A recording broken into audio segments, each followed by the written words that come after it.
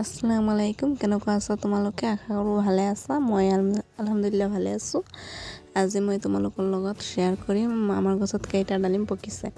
আমাৰ গছত ডালিম পকিছে 3টামান ডালিম পকিছে। মই এটা ছিঙি ল'লোঁ, এয়া ওচৰতে আছিলে, মই হাতেৰে ছিঙি ল'লোঁ। ফাৰ্ষ্টত এটা ছিঙিছিলোঁ, এতিয়া এটা ছিঙিলোঁ। এতিয়া ফাৰ্ষ্টটো অলপ ডাঙৰ আছিলে, এতিয়াটো অলপ সৰু হয়।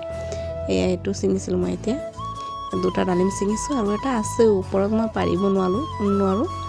এতিয়া মই বাটিত গুটিবিলাক এৰাই লওঁ। ডালিমবিলাক পকিলে কি ধুনীয়া লাগে, ৰঙা ৰঙা হৈ থাকে। গছটো আমাৰ নানীৰ ঘৰৰ পৰা আনি লগাইছিলে, এতিয়া বহুত ডাঙৰ হৈ গ'ল। এবাৰে ফাৰ্ষ্ট ডালিম লাগিছে, আগত লগা নাছিলে। ডালিমখিনি মই এৰাই লৈছোঁ, এতিয়া চবকে নি দিম খাবৰ কাৰণে।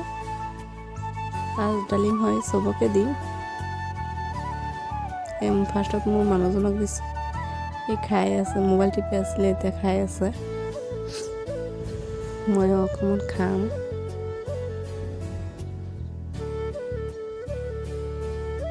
আমাৰ গছত ডালিমবোৰ বহুত সৰু সৰু, ইমান এটা ডাঙৰ নহয়।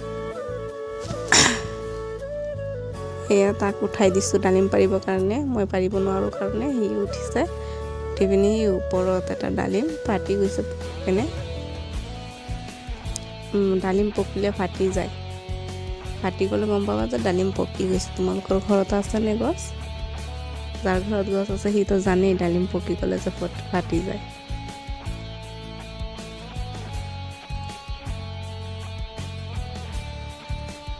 ডালিমটো পাৰি আনিলে, চোৱা ফাটি গৈছে, কি ধুনীয়াকৈ পকি পিনে ফাটি গৈছে।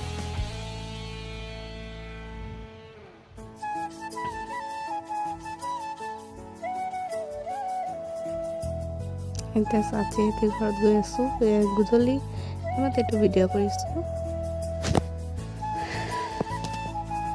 এইফালে আমাৰ ৰহুনো লগাইছে, আমাৰ গেটটোৰ পৰা ওলাই পিনে।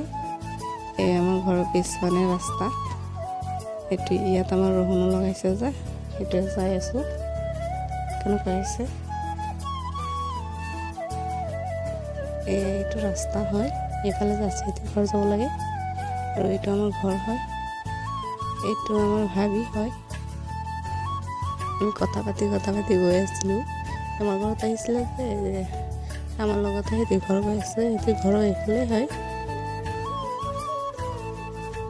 তামোল বাগান, চবফালে খালি তামোল বাগান। এই মুচৰৰ জালিটি যে বেৰ দিয়া আছে, সেইটো আমাৰ বাগান হয়। গৈ আছোঁ এইফালে, চাচি ঘৰত গৈ আছোঁ। এতিয়া চাচিৰ ছোৱালীজনী আহিছে, সেইখিনি কৈ আছে ক'ত গৈ আছে, তো মোক কৈ আছে আপোনাৰ ছোৱালীজনীক থৈ যাব, লৈ নাযাব। মই কৈছোঁ তাক নিব অহা নাই, মই এনেই আহিছোঁ ইয়াত। মোৰ ছোৱালীজনী এনেকৈ দৌৰি আহি আছিলে, মোক চাই পিনে সি তাক ঘৰত লৈ গৈ আছে, সি আহি যায় কাৰণে।